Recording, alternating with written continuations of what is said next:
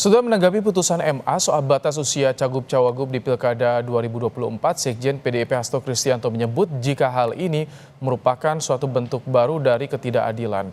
Hal ini disampaikan Hasto usai menghadiri kuliah umum di Universitas Indonesia Depok, Jawa Barat. Menurut Hasto, putusan ini adalah praktik yang tidak benar di mana hukum dijadikan alat untuk memperpanjang kekuasaan, baik langsung maupun tidak langsung. Hasto menilai hal ini perlu dikoreksi agar spirit reformasi dan supremasi hukum harus dikedepankan. Suatu bentuk ketidakadilan baru. Ketika hukum dipakai sebagai alat memperpanjang kekuasaan, baik secara langsung maupun tidak langsung, hal itu adalah praktek-praktek yang tidak benar.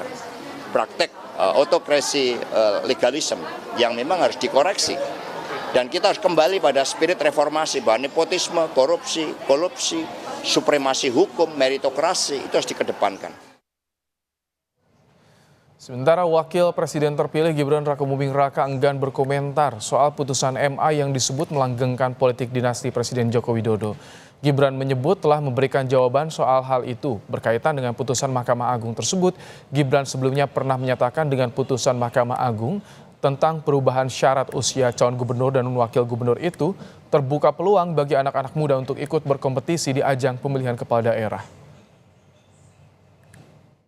Hasil putusan MA itu kan melanggengkan dinastinya Pak Jokowi, itu gimana Mas tanggapannya? Udah saya jawab kemarin waktu di Balikambang.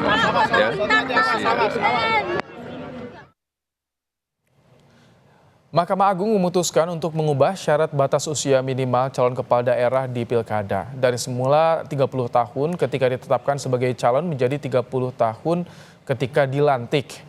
Ketentuan ini ditetapkan melalui putusan MA nomor 23 tahun 2024. Berdasarkan putusan ini, putra bungsu Presiden Joko Widodo Kaisang Pangarep bisa maju sebagai calon kepala daerah pada Pilkada serentak 2024.